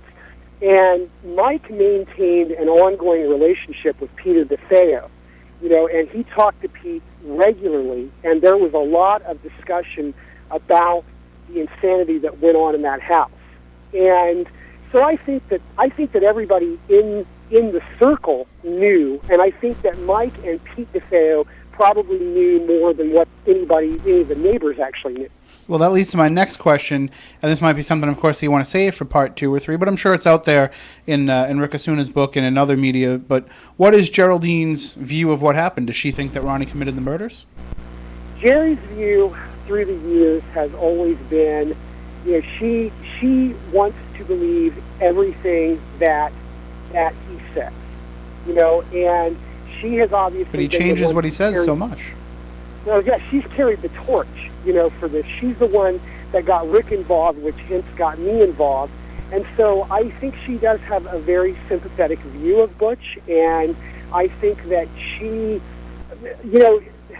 has been an open line of communication, and she has told me numerous times, I have learned a lot of stuff about the case that I didn't know from stuff that you uncovered, that, so she's had some lies told to her that she's had to deal with as well. See, told to her is what makes me think this may be out there, and it may be, and I'm sure it's probably not the first time it's been mentioned either, but is it possible that, and of course we can get into this a little bit more, but we have mentioned it on the show in the past, that Big Ronnie was taken from the till at the car dealership. He was taking from the mob, essentially. He was stealing mob money. Is it entirely possible that maybe the family being wiped out was a mob hit? And because of her connections with the mafia, is it possible that Geraldine is kind of a disinformation agent who has been put into this story to claim to be his wife, to kind of make people, to take the heat off the mafia for the murders and dependent on Butch? Well, it's a really, really good question, and it's a really, really good angle. I do not believe, based on some of the information that I've been given and some of the people that I've spoke to throughout the course of this, that it was in any way a mob hit. It doesn't have, in my research, it doesn't have any of the earmarks of being a mob hit. But if it's done right, it shouldn't have any. Well, true. But number one, the mob does not kill. They do not kill children. Okay, and that was something that one of my contacts was adamant about. The mob does not kill innocent children. And I had at one point, the dynamic of how a hit would go down, explained in detail to me. And after I had that explained to me, then it seemed even more, illogical. Okay. And the way that it was explained to me was number one, if Big Ronnie was embezzling from the dealership, which we believe he was, And I further believe that that's true because people like Roger Nonowitz knew about it, and this was something that Louise had told Lynn that she knew her husband was stealing from her father, That would have been something, depending upon how much money it was, that would have been a real no-no in the family. And I always got the feeling from the things that I've read, like they were really at that time, right around the time of the murders, his father-in-law was really waking up as to how much was being skimmed and what was going on. So it's not impossible to say that Big Ronnie would have been hit, but it would not have been the family that would have been targeted. Big Ronnie could have been easily taken out on his lunch hour. The guy lived on the water, too. It wouldn't have been that hard for him to have a slip on the dock or, to have an accident in the boat. Exactly. The way it was explained to me, and the words were chilling. And, I've done a lot of reading, and I've watched a lot of documentaries and tried to take in everything that I could on the mob in anticipation of this being an angle, and certainly in anticipation of there being questions about this, later on. But the way it was explained to me, almost, and I can't give up sources, obviously, sure, but almost firsthand, was that, number one, a family man is never hit in his home. The only way there would have to be a dire circumstance for why a man would be hit at his home. Number one, maybe he's going to testify tomorrow in court at 9 a.m. and we have no other choice. It's some situation where there's a sense of urgency. But if Big Ronnie were to be hit at his house, the way that it would have gone down, as explained to me, was that the mob would bring in what are called mechanics. And we've all heard that term, I'm sure, And mechanic is a contract hitman. And those hitmen, there would have been a number, they would have figured out how many they needed based on the number of people in the family. There's 7 people potentially in this house. We're going to need 4 guys to control the situation and make it happen quickly. They would have been flown in from, say, the West Coast, from, say, Las Vegas, from Los Angeles. They would have flown into town. They would have had blueprints for the house. They would have had the details of everybody who lived in that house. They would have had their ages. They would have known everything about the comings and goings of this family and who could potentially be there. So hence, they would be prepared when they went in the front door. So once they arrived, once they gained control of the residence, the family would be tied up. They would all be rounded up, more than likely brought to one room, and they would be subdued in some manner, whether they were given chloroform or whether they were tied up or whatever the case may be. Big Ronnie would have simply been taken to the basement. He would have been taken to the garage. He would have been put in a car and driven somewhere. Probably, more than likely, he would have been taken away. Mm-hmm. And that would have been how the hit would have gone down. By the time that the family is able to call for help or get free, and the cops are called, these professional mechanics would have been on a plane and heading back for the West Coast. And when the local authorities began to question and began to run around in the New Jersey and New York mob families trying to get leads and info, obviously no one would know anything about who these guys were because no one would have any type of connection to it. Well, there's also the other question about the murder weapon. The murder weapon was a family gun, correct? Mm-hmm. One of them was a .35 caliber hunting rifle that Butch had. He had actually purchased it from one of his friends, a guy by the name of Chuck Tewksbury, about 2 years, I want to say, before the murders. And if I'm not mistaken, a .35 caliber is actually a 35 caliber pistol round. It's not like a regular .30-30 rifle round, which is a much smaller cartridge and a lot less powder, and would be a lot quieter inside a home than, say, a full rifle round. Well, that is more of a question for a firearms expert, which I've consulted, and throughout the project, and asking a lot of questions about how loud would the rifle be and what have you. But I believe the .35 round would be. It was a pretty large shell. Well, I use a firing range every weekend, and I handle all kinds of guns, and I can tell you the .35. If it's the one I'm thinking of, is not actually that large as compared to other, like it's a lever action gun, if I'm not mistaken, that was used, and that uses like that particular .35 caliber round is a pistol round, or it's a longer pistol round, but it's not like a .30-30, which is a full large caliber. Right, rifle right, round. right. As I understand it, yes. Well, It's not a shouldered round, in other words. The bottom line is, if this was a one-at-a-time shooting, which is what we're led to believe, then if it was committed solely by Ronnie DeFeo, then you've got to think that at some point, somebody hears somebody else shooting, and there's nothing to say that isn't the case. I mean, for all we know, Louise DeFeo could have been wide awake by woken right up by the shotgun blast for her husband right next to her, and then just suffered the same fate. Well, that's exactly it. I feel like she was definitely awake at the time of the murders, because there are crime scene pictures of blood spatter, and she would have had to have been up or elevated at some point, most likely looking in the direction of the door, and that was when she got it. And the blood splatter basically, proves that, because if she was laying face down and never woke up, there would be no splatter. The blood would have gone straight into the mattress. Yeah, I think that the face down, shot while they're sleeping, face down on their stomachs, that just portrays a creepy image. And I think that's kind of what was being used by Anson and Weber and George Lutz in their concoction of the story. And I think others who have tried to chronicle this story have kind of just fallen for that trap.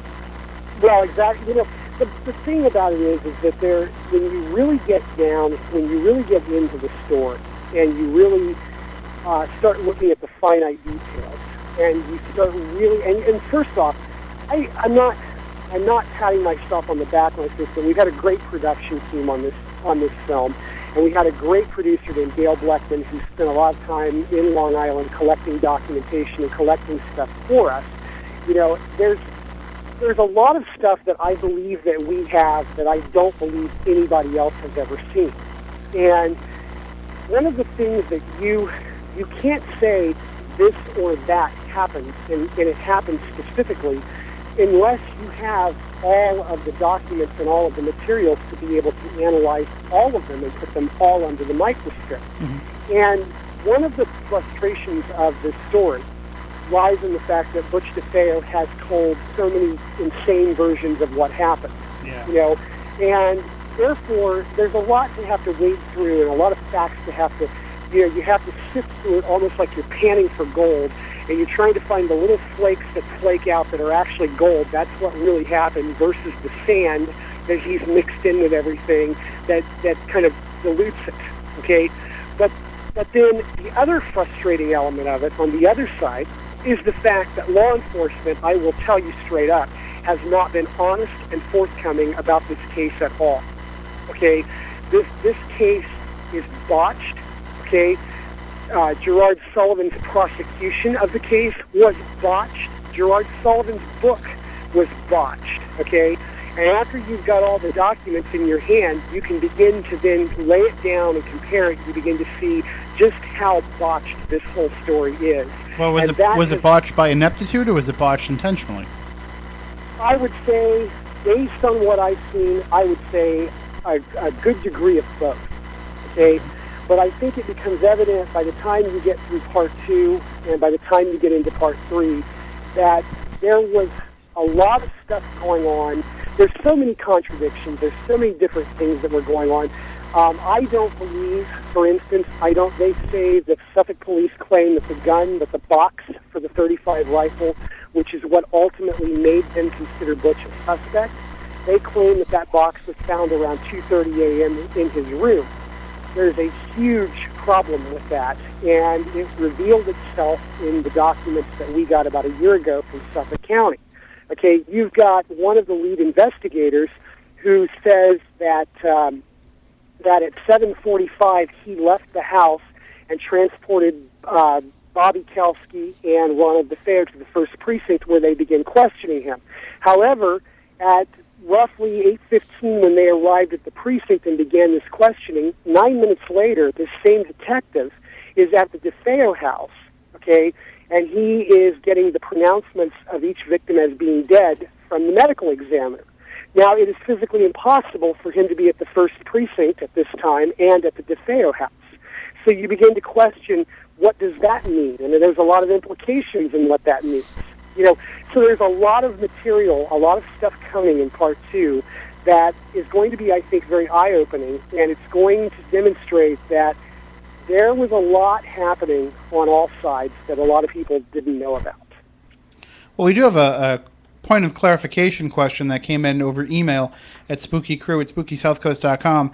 And earlier in the show, you were talking about the improvements that had been made to the house by some of the owners in the time since, and you had mentioned Brian Wilson, and they just wanted to clarify you don't mean the Brian Wilson.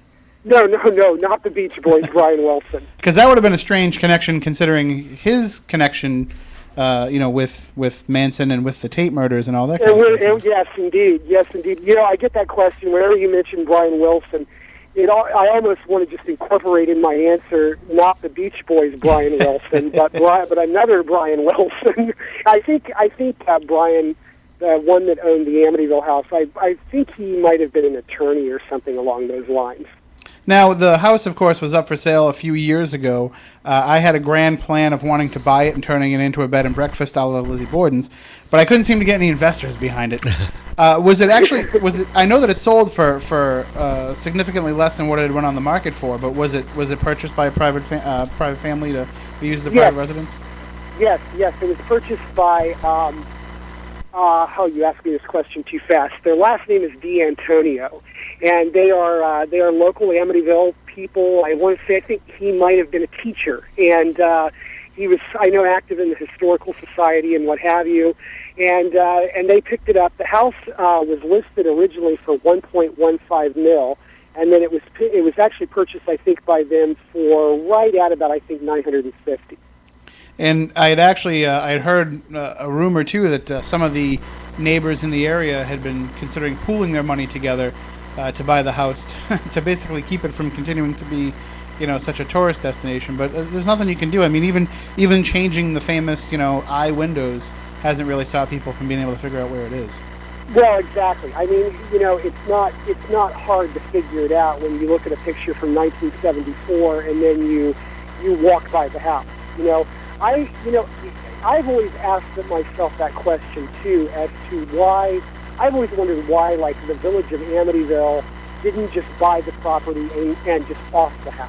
Mm-hmm. Because that would have taken care of it right there. It's like, okay, there's no house present anymore, so there's no reason henceforth to come to Amityville.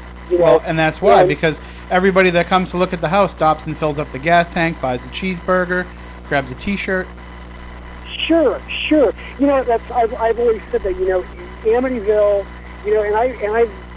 Of recent, I've dealt with the village, and I found them to be very nice people. I had to get some permits through them for part of this project, and they were very pleasant. I found them very, very agreeable to work with, and they stated what the terms of giving us a permit was, and we complied with what they asked, and all was good.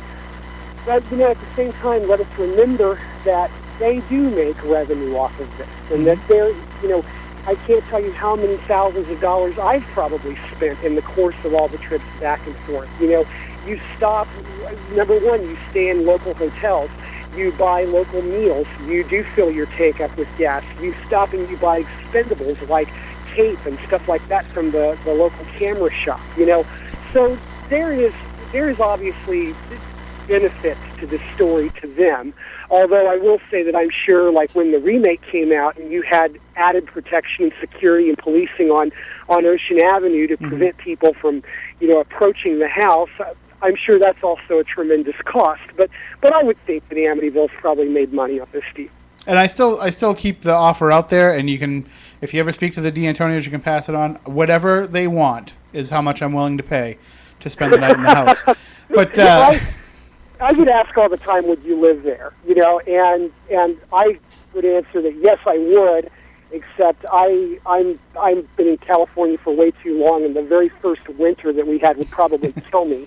So therefore I will never live there. Come on, if you read Jay Anson's book, I mean, you know that George Lutz was able to drive his motorcycle around in December. So. Oh, of course, exactly. Yeah, in the snow and in the ice. Enough, had a huge heating problem the rest of the time in the house. Yeah.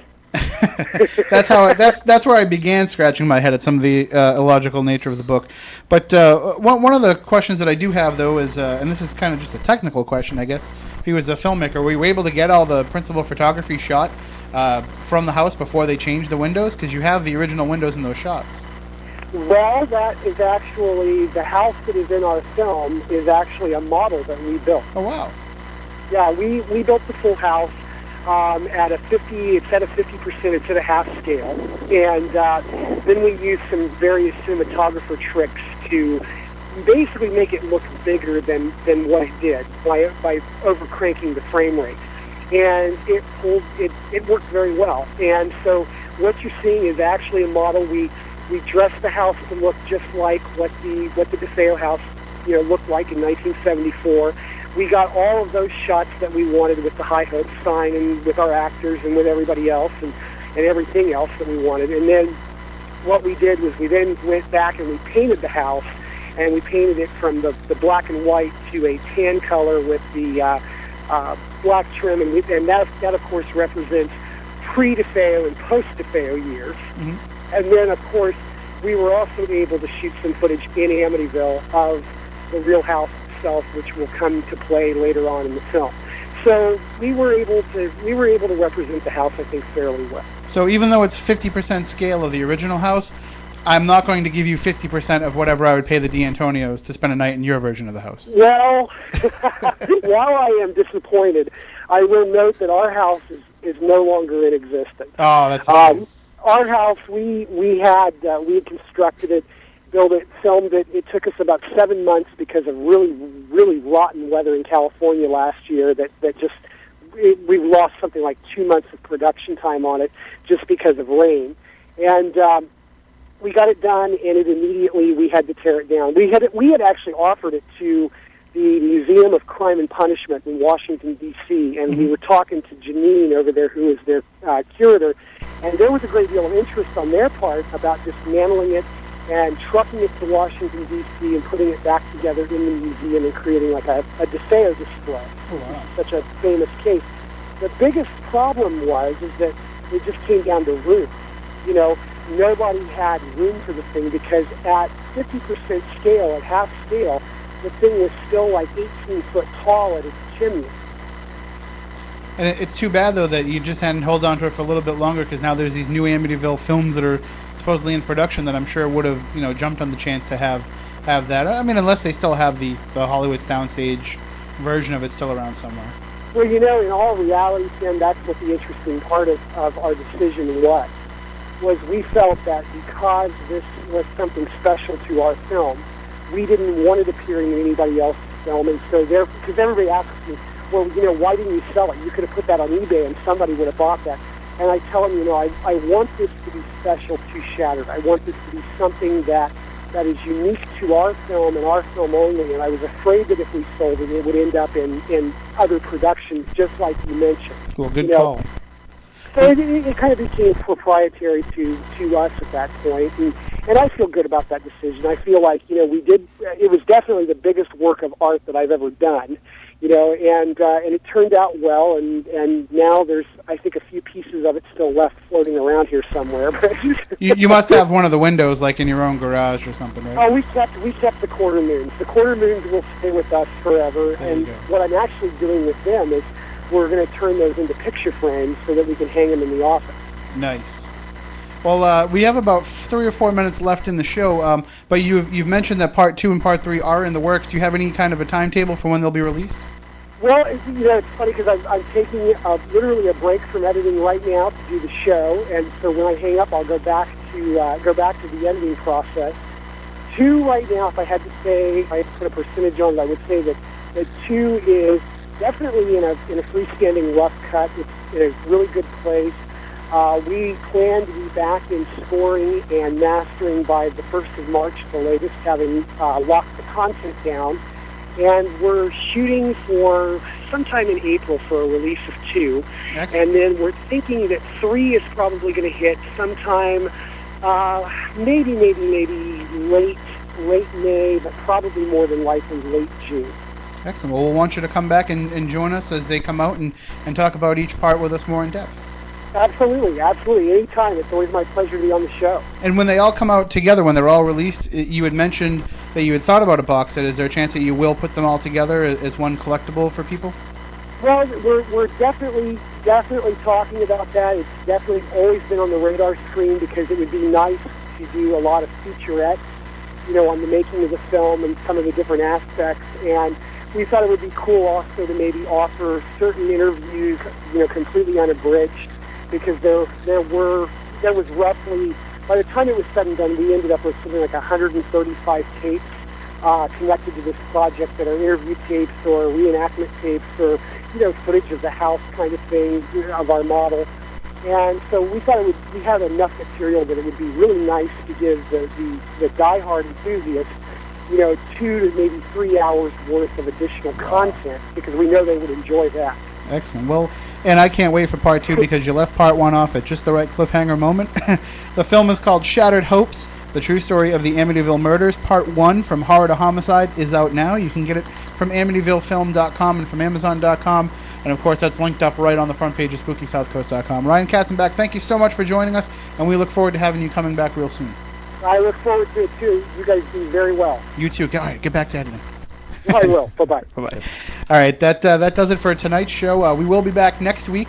At some time, the start time might be a little bit delayed because Moniz and I are going to be at Legend Trips, and Matt Costa has to actually go make money because he's not an unemployed bum like us. Well, formerly unemployed bums, but I was going to say I started a new job on Tuesday, and I may be starting one. So I mean, we're doing better, but we're not, as gainfully employed as Matt Costa. So he has to do that. So he'll come here whenever he can get the chance, and so stay tuned to the radio. Chris Balzano will be the guest host, and the actual host, but he's filling in for us as our guest, and he'll be joined by Jackie Barrett, who will probably have some rebuttal to some of the things that we were talking about here tonight about the DeFeos. Because of her close connection with Ronnie DeFeo, and Chris will talk to her about that, as well as a lot of other things that she's working on, and quite a bit about the Lizzie Borden Bed and Breakfast, in which Jackie's had some amazing experiences, and which we'll be there calling in from as well. So that's the show for this week. If you want to go and check out the archives, just go to SpookySouthCoast.com. All the video archives are up to date. They're all up on YouTube. It's so much easier now to just watch them on YouTube. And all the audio archives are up to date on iTunes and wherever the podcasts are found. And we're working on building that archive page on SpookySouthCoast.com as well. But just keep paying attention to the website because we're working on it. We've got it. We figured out we can put 2 people logged in at once, so we can actually get some things changed without screwing it up too badly. And don't worry, Matt Costa. I actually found out I saved the whole original site. No way. Yeah, so I have it all so that if anything goes wrong, we can always just throw it back up there and we can pretend that this never happened. All right, that'll do it for this week's show. Again, as I mentioned, we will be back next week with the Matt Costa and Chris Balzano version of Spooky South Coast, which hilarity will ensue. And Jackie Barrett is the guest, which means that FCC fines will also ensue. So until then, for Matt Costa, for Matt Moniz, for Chris Balzano, I'm Tim Weisberg. Stay spooktacular. Talk and sports. This is WBSM New Bedford, AM 1420. WBSM, a Cumulus station.